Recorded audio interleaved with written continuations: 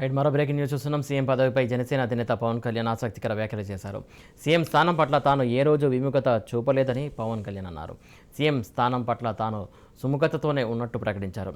రాష్ట్రంలో నెలకొన్న విపత్కర పరిస్థితుల నేపథ్యంలో ముఖ్యమంత్రి పదవి కంటే ప్రజల శ్రేయస్సే తనకు ముఖ్యమని పవన్ కళ్యాణ్ చెప్పుకొచ్చారు. ప్రజల భవిష్యత్తు బాగుండాలన్నదే తన లక్ష్యమని ఆయన పవన్ కళ్యాణ్ స్పష్టం చేశారు.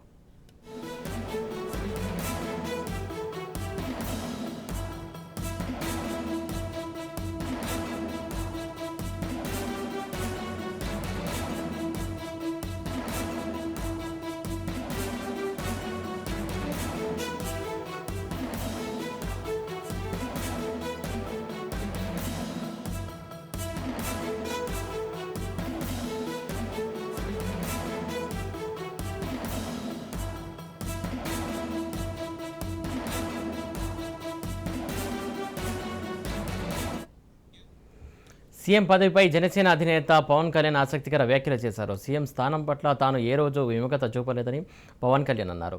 సీఎం స్థానం పట్ల తాను సుముఖతతోనే ఉన్నట్టు ప్రకటించారు. రాష్ట్రంలో నెలకొన్న విపత్కర పరిస్థితుల నేపథ్యంలో ముఖ్యమంత్రి పదవి కంటే ప్రజల శ్రేయస్సే తనకు ముఖ్యమని పవన్ కళ్యాణ్ చెప్పారు. ప్రజల భవిష్యత్తు బాగుండాలనేదే తన లక్ష్యమని పవన్ స్పష్టం చేశారు. ఇవ్వాల్సిన చాలా బలమైన దిశానిర్దేశం ఇవ్వాల్సిన ఆవశ్యకత ఉంది. చరిత్రలో చాలా అతి అరుదుగా ఎవరి అండదండలు లేకుండా కేవలం జనాదరణతో ఇంత దూరం తీసుకొచ్చాం.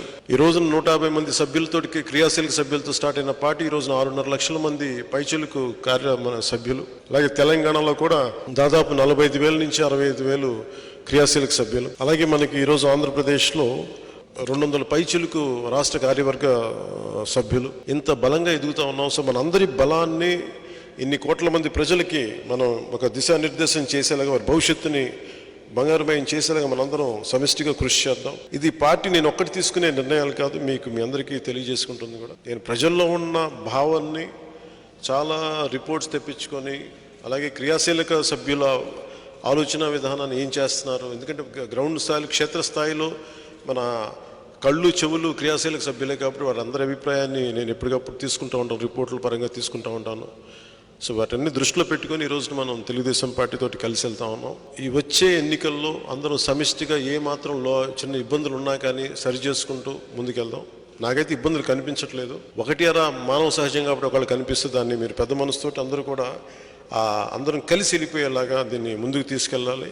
ఈ 24 ఎన్నికల్లో వైసీపీ పోయేలాగా, జనసేన తెలుగుదేశం పార్టీ ప్రభుత్వం ఏర్పడేలాగా, అలాగే ముఖ్యమంత్రి స్థానం ఇందాక మాట్లాడుతూ ఉంటే కూడా నాకు అనిపించింది, నేను ఏ రోజు దానికి విముఖతనే నేను చెప్పలేదు, సముఖతగానే ఉంటాను. కానీ ఈ రోజున ప్రయారిటీ మనం పెట్టుకోవాల్సింది ముఖ్యమంత్రి పదవి కంటే కూడా ప్రజల భవిష్యత్తు చాలా అవసరం.